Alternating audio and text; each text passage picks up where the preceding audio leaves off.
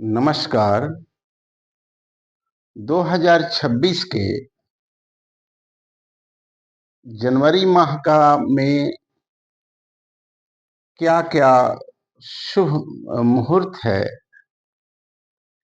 कब कौन-सा व्रत है, इसका आपने गत वीडियो में देखा एक संक्षिप्त जानकारी। इस वीडियो में आप फरवरी 2026 का व्रत एवं शुभ मुहूर्त जानेंगे। सभी शुभ मुहूर्त बतलाना कठिन है, मुश्किल है, क्योंकि विभिन्न तरह के कार्य होते हैं, लेकिन जो प्रमुख है उसको आप जानेंगे। 2026 का जो फरवरी माह है उसका आरंभ माघ शुक्ल पूर्णिमा से ही होता है। माघ शुक्ल पूर्णिमा कितना महत्व का है, जितने भी धार्मिक लोग हैं, जो लोग कल्पवास कर रहे हैं, उसी दिन अपने व्रत का समापन करते हैं, उनकी व्रत की पूर्णता होती है।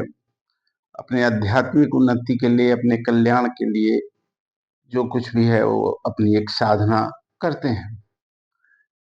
समापन जो है इसका फाल्गुन शुक्ल द्वादशी को है। ये 28 फरवरी 2026 को ये महीना जो है वो माघ जो है वो समाप्त हो जाएगा। इसमें कृष्ण पक्ष में जो है वो जो एकादशी है, उस एकादशी का नाम विजया एकादशी है।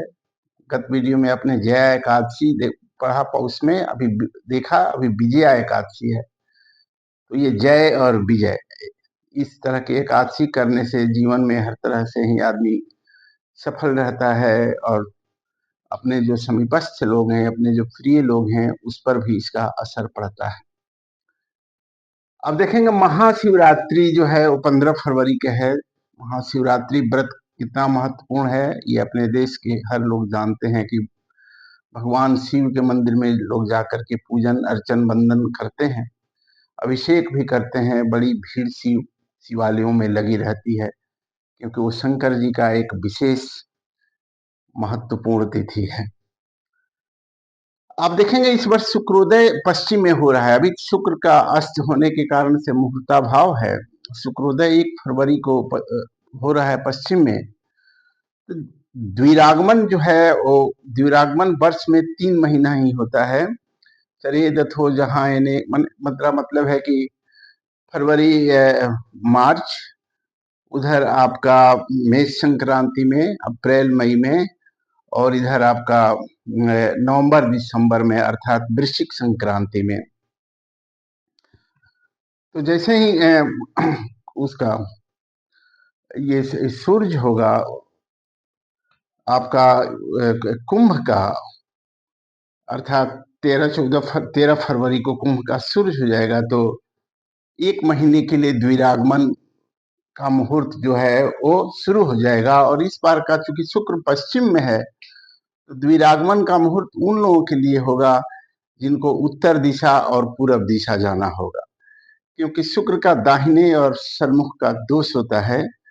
और द्विरागमन का मुहूर्त, द्विरागमन जानते ही हैं, जब दुल्हन दूसरे बार पिता के घर से पति के घर आती है, उसी को द्विरागमन कहते हैं। तो द्विरागमन का मुहूर्त शुरू हो जाएगा।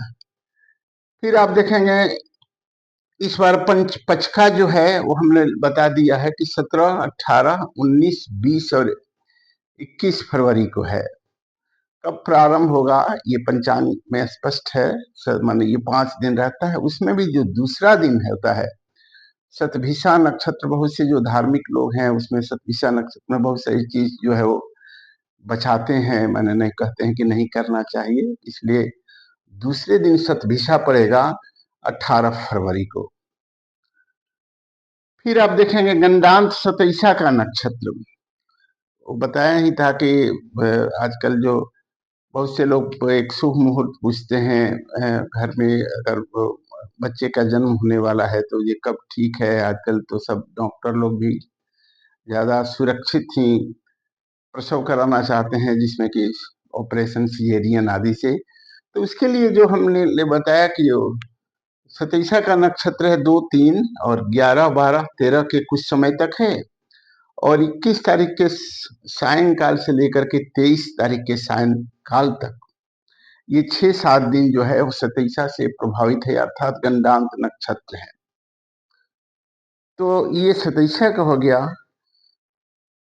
दूसरा जो है वो संभावित विवाह मुहूर्त।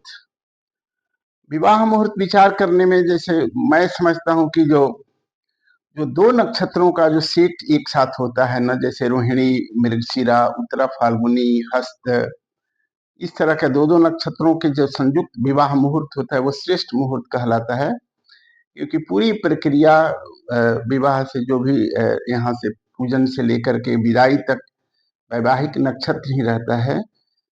तथापि ये सब मुहूर्त है दो को, ये आपको 5, 6, 8, 12 फरवरी, 20 फरवरी, 21, 24 और 25 फरवरी को संभावित विवाह का मुहूर्त है।